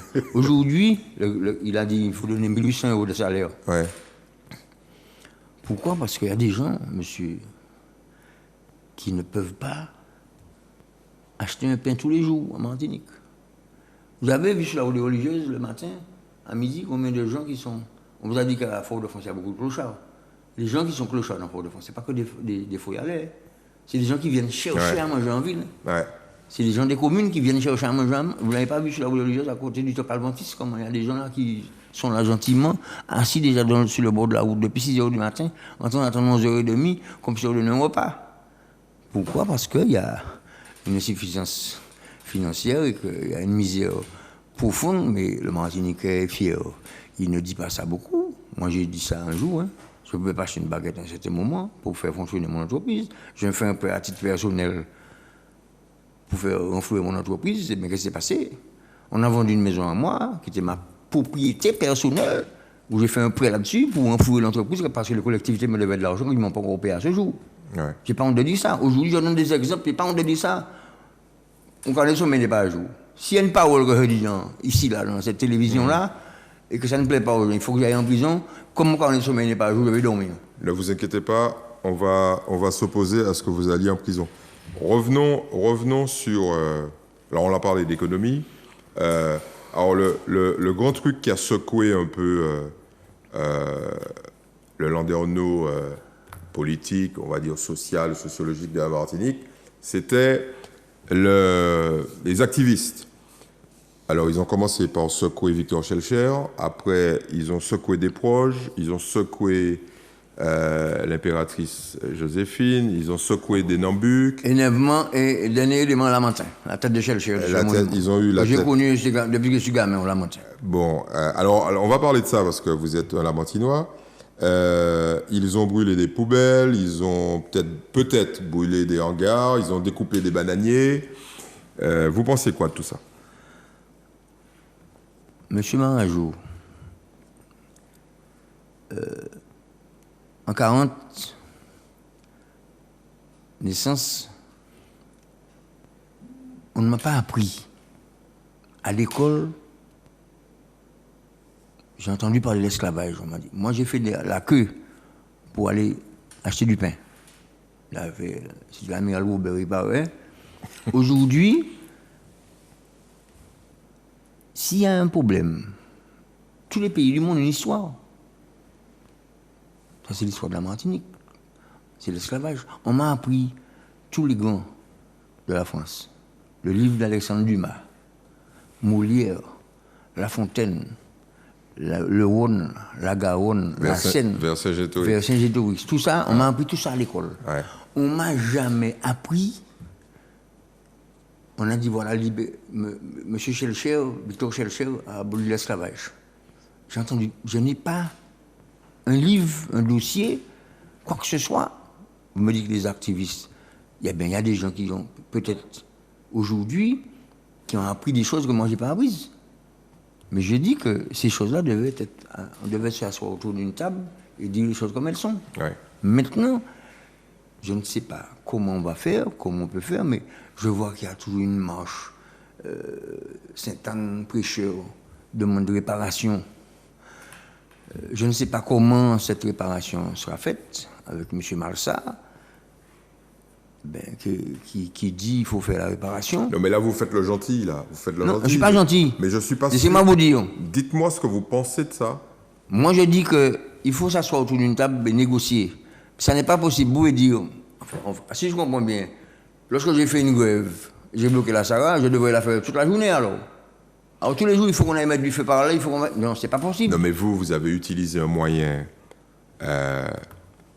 face auquel les autorités avaient peu d'éléments de réponse. Quand vous mettez des camions, ce que vous avez fait d'ailleurs, quand vous mettez des camions qui ne bougent plus ou qui avancent très lentement sur l'autoroute ou aux entrées de Fort-de-France ou aux entrées du Lamentin ou aux entrées des zones, vous n'avez pas besoin de faire plus que ça.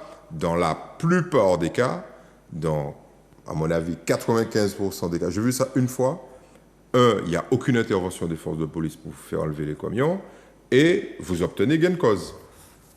Monsieur, la dernière grève qui s'est faite, là qu'on parle de cela, c'est le problème de la gestion de la piscine qui est faite au Lamentin, et puis on l'appelle piscine départementale de la Cassette. Piscine territoriale. Ouais. Comment pouvez-vous me dire que vous avez des... Communautaire. Vous avez des employés, une entreprise est venue en appel d'offres, l'Office des sports de Lamentin n'a pas la garantie financière, donc on ne l'a pas donné, alors qu'on gérait la piscine correctement. On a mis un appel d'offres. Aujourd'hui, comment se fait-il qu'il y a une catégorie d'employés qui gagnent un salaire et qu'il fallait que ces gens-là bloquent la Martinique hier matin, sous le Lamentin? Non, mais ça continue, vous voyez, ça continue. Alors revenons au rouge, vert, noir. Dites-moi ce que vous en pensez. Vous dites il vaut mieux qu'on se mette autour d'une table, qu'on réfléchisse, etc. On me reparle l'histoire de la Martinique, je ne connais pas l'histoire de la Martinique. Ouais. C'est maintenant que j'entends me dire Schellcher avait fait, Joséphine avait fait, l'autre. Non, c'est pas bon. Aujourd'hui, il y a un mouvement qui s'est fait pour un problème. Ce mouvement-là, vous le soutenez ou pas? Victor Schellcher le mouvement est bon, mais la forme n'est pas bonne. D'accord. Est-ce que Monsieur Marajou, avant que je n'oublie, on parle de Victor Schellcher. Oui, oui. On est en train de refaire le lycée Schellcher. Oui. On va l'enlever le lycée Schellcher. Alors, imaginons que... On va l'enlever. Alors, c'est dans pas longtemps. Alors, il y a des doutes sur la date de l'inauguration. Est-ce que le lycée sera prêt ou pas? C'est pas ça le problème. C'est le problème. C'est pas ça le problème. Vous êtes favorable à ce qu'on continue à l'appeler lycée Schellcher ou pas? Où c'est que M. Césaire a fait ses études? Pas le lycée Schellcher. J'étais membre de la Chambre de commerce. En ce temps-là, je suis membre associé maintenant du président. On a fait une enquête pendant très longtemps pour savoir si on donnait à l'aéroport le nom de M. Césaire. Ouais. Ça, c'est l'histoire d'un... Alors, demain matin, on va dire, les gens qui avaient décidé de mettre le nom de M. Césaire, ils avaient mis ça, mais nous ne voulons pas de ça, on enlève la photo de Césaire là. Attends, où c'est qu'on va? C'est une histoire, c'est l'histoire de la Martinique. Donc, pour vous, l'histoire, ça se respecte, quoi qu'il puisse se passer. Oui. L'histoire, c'est une chose. Ouais. Mais aujourd'hui, ça n'est pas... Moi, je dis que c'est pas bon de faire ça. Parce que c'est quelque chose que j'aime. Je vous dis franchement, hein, j'aime la guerre de paix. Je suis pour le bordel à 25 000 à l'heure, mais je vous dis aujourd'hui, monsieur, je ne suis pas d'accord pour telle chose. Négocions. Vous avez un peu changé. Non, mais attendez, mais oui. Quand eux, ils ont moins de 25 ans pour la plupart. Alors, ils ont moins de 25 ans. Ouais. Mais à mon âge, j'ai pas appris ça à l'école, monsieur. Oui, mais bon, alors, vous seriez à leur place, là, aujourd'hui. Vous auriez fait entendre votre voix comment? J'aurais fait entendre ma voix lorsqu'on allait me montrer l'histoire de la Martinique sur un livre. Au lieu de passer un western à la télévision, on aurait dû passer l'histoire de la Martinique à la télévision. Alors, revenons toujours sur une phrase que vous avez prononcée. Le maire du Lamentin a enlevé la statue de Victor Schellcher, le buste de Victor Schellcher dans la cour de l'ancienne mairie, et il a dit, pour être très clair, il a dit, je vais déplacer ce buste, je vais le mettre dans un musée ou dans un espace muséal pour expliquer toutes les composantes de l'histoire, notamment de l'histoire de la ville du Lamentin. Vous, votre position là-dessus? Monsieur Marajou, écoutez-moi. J'étais gamin. Sur le Parti communiste, le maire du moment a fait ce petit monument et a mis la tête de Victor Schellcher là. Aujourd'hui, pour des raisons que je ne connais pas, je ne connais pas cette histoire, il y a des hommes qui ont dit il faut lever la tête de Victor Schellcher. Moi, les activistes ont dit il faut enlever tous les bustes de Victor Schellcher et débaptiser toutes les rues avec un certain nombre de noms, Victor Hugo, Schellcher, etc. Donc, celui-là, de toute façon, il était menacé. Alors, monsieur Marajou, lorsqu'on a enlevé le buste de M. Schellcher, de M. Victor Schellcher, vous croyez que c'est sérieux que les hommes ont pris un petit bureau, un marteau, à enlever la date qui était faite par des artisans au ciment et tout, pour abîmer le socle qui portait la tête de Victor Schellcher? Monsieur Marajou, je vais vous donner un exemple, hein, tout simple. Nous avons des êtres qui sont nés à la Martinique avec l'in vitro. Je ne sais pas si les ouvriers en connaissent. Hein? L'in vitro, peut-être qu'ils connaissent mieux que moi. Parce que j'ai un téléphone portable, il y a beaucoup de choses que je n'ai pas fait dedans. Je n'ai pas honte de dire ça. Ce n'est pas mon âge. Aujourd'hui, n'importe quel gamin joue dedans. Mais non, tonton, tu devais faire ça comme ça, comme ça. On fait, je sais faire tout de suite, mais je suis occupé à autre chose. Est-ce que vous estimez que c'est normal qu'il y a des êtres humains qui naissent par l'in vitro? Je ne serai pas là. Mais j'ai dit que dans 30 ans, ces gens-là vont demander à leur mère qui est mon père. Oui. Il y a une loi d'ailleurs qui leur permet déjà de demander l'identité. Parce que j'ai un ami qui est décédé. En ce temps-là, il n'y avait pas d'appareil photo. Il a demandé à tous les amis de son père, est-ce que tu as la photo de mon père? Je ressemble à mon père comme 2 gouttes d'eau. Il est mort, il n'est pas arrivé à trouver dans les connaissances de son père du moment parce qu'il n'y avait pas d'appareil photo. Ouais, une photo de son père. Une photo de son père. Il est mort, il est parti au cimetière, il n'avait pas la photo de son père. Ben, c'est l'histoire de cet homme. Ben, aujourd'hui, ces gens-là qui sont in vitro, est-ce que les gens qui sont des in vitro vont devenir des révolutionnaires. Ils disent voilà, comment se fait-il que je suis né, que je ne connais pas mon père? Par comprendre là, j'ai envie de comprendre ça. Ouais. Ce sont des faits de l'histoire du monde. Alors, il y a une histoire qui s'est passée, je ne suis pas au courant. Il y en a qui ont connu. Moi, je vais vous dire. Hein. Vous n'avez pas répondu à ma question. Laquelle? L'enlèvement de la tête du buste de Schellcher dans la cour de la mairie de Lamentin, Oui. vous êtes pour ou contre? Monsieur, Vous étiez, parce que c'est trop tard. monsieur, écoutez-moi, il y a beaucoup de Lamentinois qui ne sont pas contents de voir qu'on a enlevé la tête de Victor Pour Schellcher. quelle raison? Parce qu'ils estiment que c'est l'histoire de Lamentin.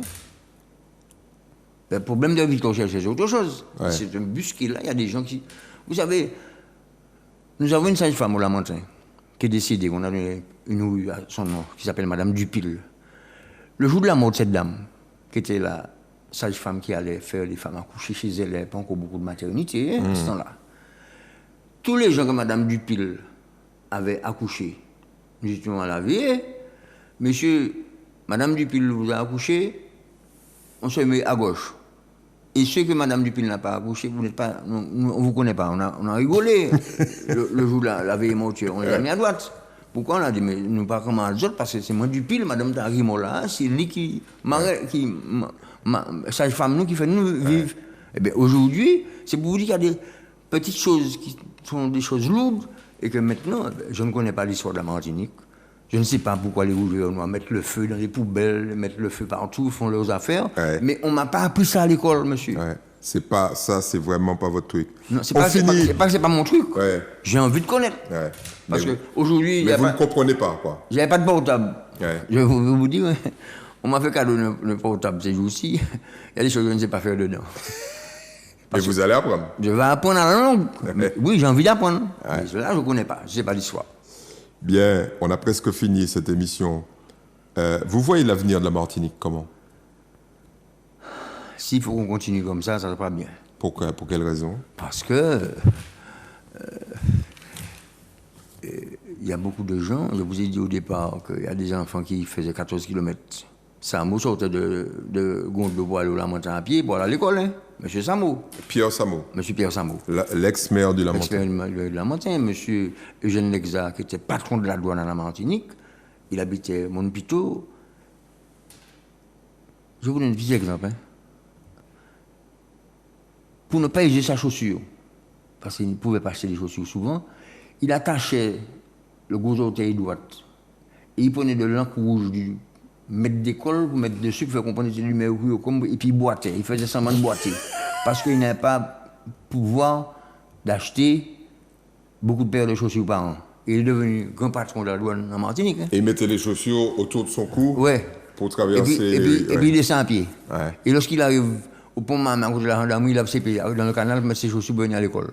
Et bien aujourd'hui, je peux vous dire, hein, vous arrivez un matin très tôt, vous mettez sur le pont de l'autoroute, et vous allez voir les cars qui passent, même si les vitres sont teintées. Vous allez voir que les gamins dorment dedans parce qu'ils partent trop tôt. Aujourd'hui, je vais vous donner un exemple. Les gamins sortent à 16h30 dans les écoles de Fort-de-France pour les premiers élèves qui sortent. Ils arrivent à 18h30, 19h au Lamentin, dans l'embouteillage. Alors, les transporteurs autocars ont dit on va passer par le DCSP. Eh bien, un grand patron du DCSP qui a dit on va vous donner des contraventions, mais vous n'avez pas le droit de passer. Moi, j'ai fait une remarque, je l'ai faite. Hein. On m'a dit d'écrire, j'ai dit non, je n'écris pas. On n'a pas besoin d'écrire pour ça. S'il y a certaines voitures qui peuvent passer par le DCSP, dont on leur a donné l'autorisation, les transporteurs en autocar peuvent passer par le DCSP le soir. Ça n'est pas possible qu'un enfant parte de Sainte-Anne pour venir à l'école, ou bien de Rivière-Salée pour aller venir à l'école en ville, et il arrive à Rivière-Salée à 20h30. Donc je leur ai dit, mais c'est passé par le DCSP. On va nous donner des contraventions. Il dit, passez par le DCSP. J'ai déjà dit ça pour vous. Aujourd'hui, j'allais faire un mouvement, pas bloquer le DCSP, pas bloquer le DCSP. Oui, mais presque. Mais entrer autour d'une table et puis dire, monsieur, ça n'est pas possible. Les gamins ne peuvent pas se réveiller à 5h du matin pour aller à l'école. Oui, mais c'est pas le but du couloir, quand même. Alors, qu'est-ce que nous faisons? Nous doublons l'autoroute en faisant une double voie avec il y aura du travail pour les Martiniquais. On fait une double route. Oui, mais monsieur Dabon, vous savez que dans ces fameux embouteillages, il y a 30% de gens qui ne devraient pas être là, qui devraient être chez eux. Monsieur, Il y a peut-être d'autres solutions, par exemple de faire décentralisons la Martinique. de faire payer les gens qui viennent et qui n'ont rien à faire là. Alors, décentralisons la Martinique. Enlevez les notaires et les bons médecins en Fort-de-France, mettez-les en commune. Oui, mais à mon avis... Mais seulement, il faudra prévoir un service de transport pour les pendules la Martinique pour les amener au François. Voilà. Si le spécialiste ou le notaire va au François... Vous savez qu'il y a des solutions bien plus douloureuses que ça. Monsieur Dabon, cette émission est terminée. Nous avons passé 1h30 et nous avons... aborder des sujets tabous et je suis sûr que cette émission va encore faire parler. Ne bougez pas, vous savez qu'il y a un petit 5 minutes on va dire, de chronique littéraire. Les ouvrages la dernière fois, ils étaient très bien. Merci beaucoup. Librairie Antillaise, qui est notre partenaire et qui est une entreprise martiniquaise. Donc, si vous voulez aider les entreprises martiniquaises, achetez vos livres à la librairie antillaise et arrêtez de les acheter chez Amazon, puisque votre cas tigre les Amazon 24 heures de 24, mais votre cas acheter le livre caillou. Alors, on va commencer par nous. Le Business News qui gère le pays. Alors, il n'y a pas la photo de Daniel Dabon, mais à mon avis, dans quelques mois, on va le mettre à jour. Pas besoin. On va le mettre à jour. L'historial qui est encore en vente, le prochain ne devrait pas tarder. Et le People Yall pour préparer le tour de 2021. Vous savez qu'il y aura un tour en 2021. Librairie Antillaise. Alors, je reviens inlassablement sur les fondamentaux de notre littérature et c'est probablement un bouquin que Daniel Dabon a dans sa bibliothèque. Histoire de la Martinique d'Armand Nicolas. Il y a 3 tomes.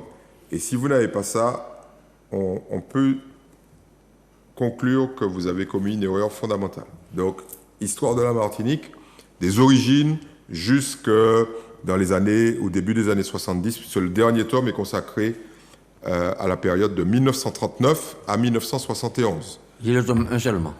Ah ben, vous feriez mieux de tous les acheter. Il faut les acheter pour avoir de l'argent. Oui. Ouais. Dites-le de me payer. Dites aux collectivités locales de payer M. Dabon sur l'argent qu'elles lui doivent. Alors, on n'a pas l'image, mais parce que ça vient de sortir, donc c'est même pas encore sur le net. Cahier du patrimoine, marché, boutique et commerce dans l'antan. Alors, je vous le montre. Hein. Donc, il est déjà en librairie. Le voilà. Vous allez vous précipiter. C'est un numéro double, 35-36 de juin 2021. Donc, alors, je tenais, malgré tout, à vous dire quels sont les gens qui travaillent et qui font un boulot considérable pour l'histoire de la Martinique.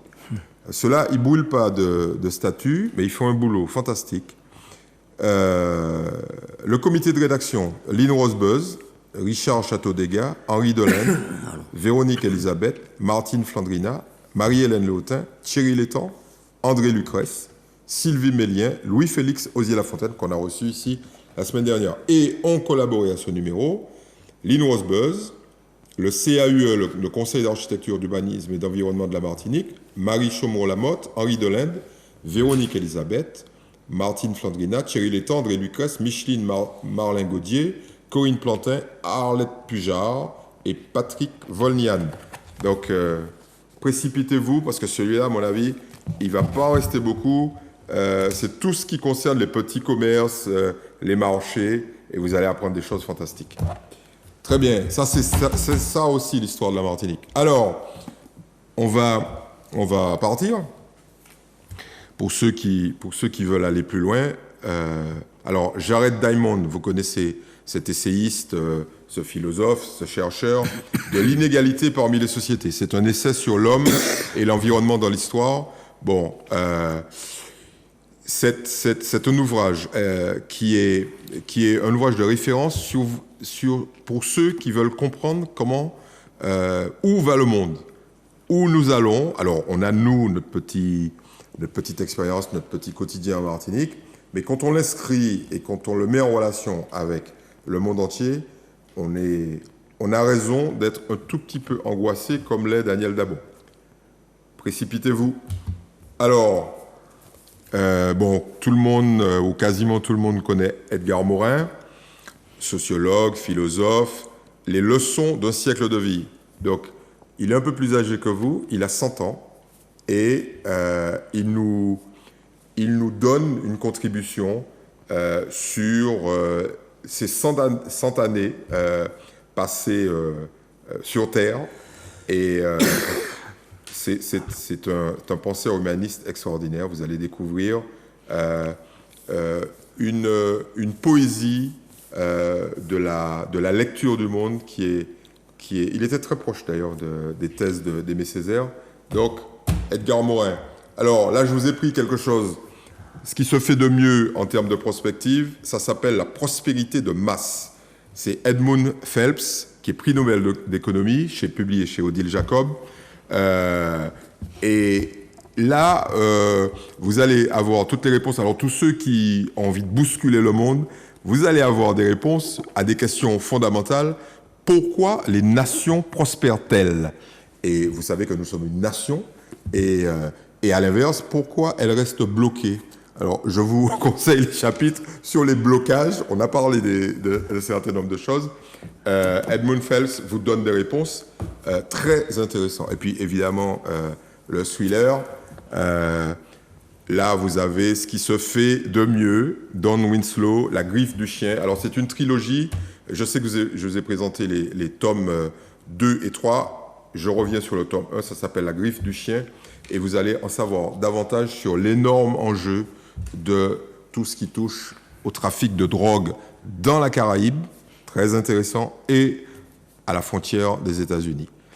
Monsieur Dabon, merci de cet éclairage, de l'homme de la rue, parce que, évidemment, vous avez moins la langue de bois qu'un certain nombre d'hommes et femmes politiques, mais ça nous sert également. Ça contribue à la compréhension de ce pays fortement complexe. Merci d'avoir accepté notre invitation. Nous allons parler de beaucoup de bonnes choses ces jours prochains, compte tenu de beaucoup de promesses que nous ont fait nos futurs élus à la 7e. De toute façon, moi j'ai pris des notes. Tous les deux, on va s'amuser à regarder ce qui est vrai ou faux. Mais on est vigilant, ne vous inquiétez pas. Mais il y a de belles salles à la Martinique. Tous les hommes politiques devraient faire une réunion au moins une fois par semestre pour leur dire qu'est-ce que vous pensez de ça, qu'est-ce que vous pensez de ça. Vous les mettez tous autour d'une table. Oui, pour essayer de trouver une solution, pour faire avancer la Martinique un peu plus vite. Merci beaucoup, merci de votre soutien, merci de votre écoute, de votre fidélité. Voilà. Et puis, Daniel Dabon s'associe à moi pour vous souhaiter une bonne soirée. À très bientôt.